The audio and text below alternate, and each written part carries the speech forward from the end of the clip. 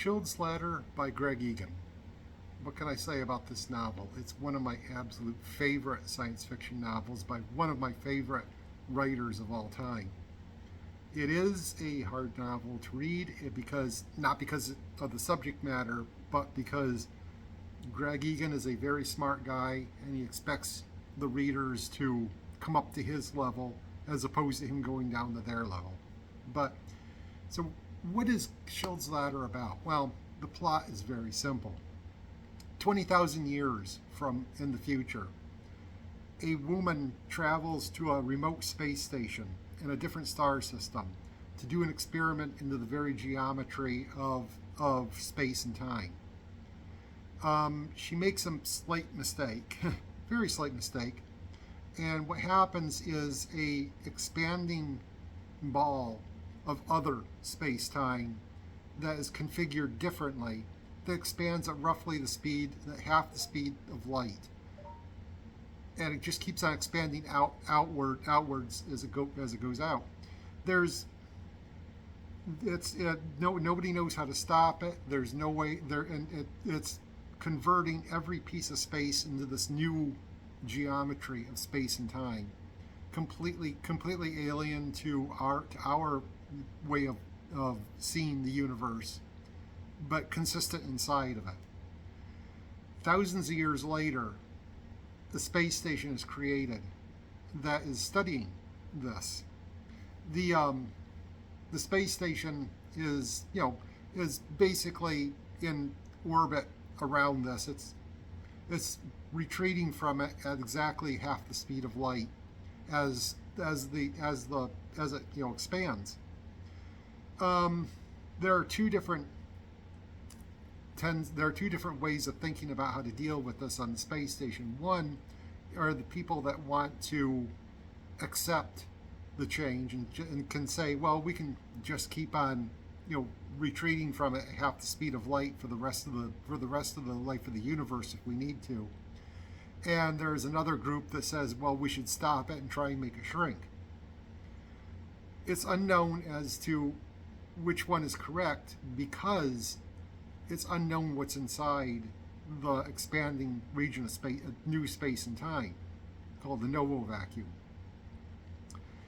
And one of the reasons why people don't want to just simply stop it is, well, one, they don't know how, but two, they don't know if there's life in there. And as far as anybody knows in the universe, there is no other life other than human life, what human life has become anywhere else in the universe. I should say what human life has become, because humans have went to beyond our flesh existence now and basically become software. They transmit themselves between stars at the speed of light because they're just software. When they get to where they're going, new bodies are grown and they're just deposited into those new bodies.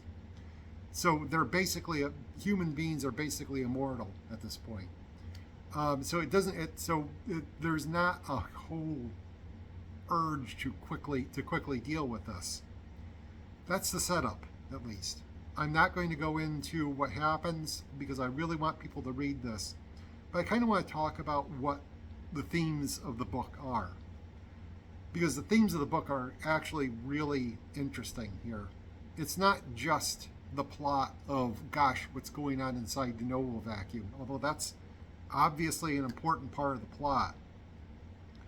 The important part of the plot here is, how do you remain yourself when you're immortal and you can travel between stars by simply transmitting your information?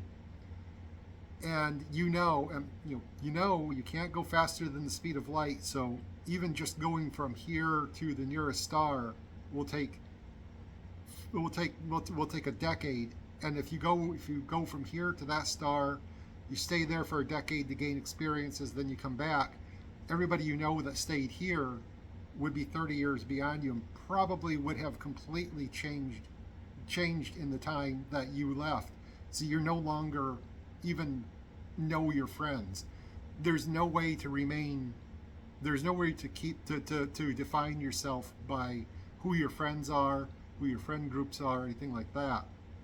So the theme of this book is how do you remain yourself even even when there's no other points of reference. And that's where the title comes in, Schilds' Ladder. It's a mathematical treatise for trying to draw a straight line on a globe. It's hard to explain. I only understand about 3% of the math. Like I said, I'm not that smart, but I get the idea that basically the title of the book is basically saying here's what the real plot is.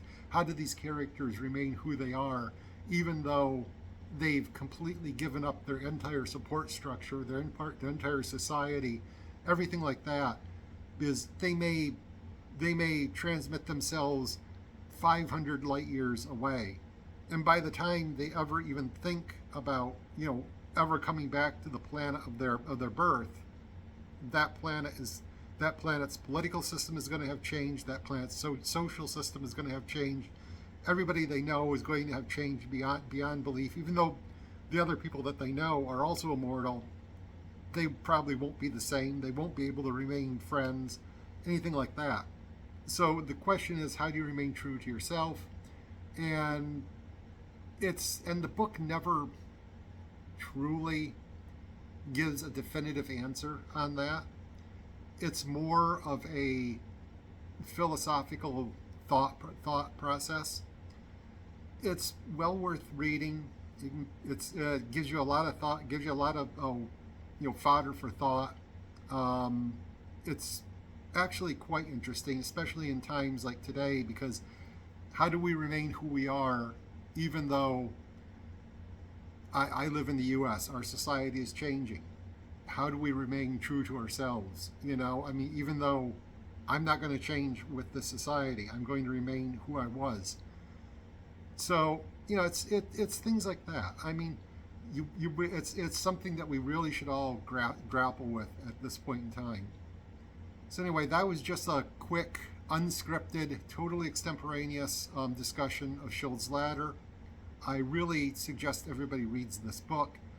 Like I said, it's not going to be for everybody, because when it comes to the science, Greg Egan very much does expect you to rise up to his level as opposed to him coming down to your level. I only can really truly understand maybe 5% of the math, but I understand the themes, and that's the important part. So definitely read the book. Thanks a lot. Stay positive. Bye-bye.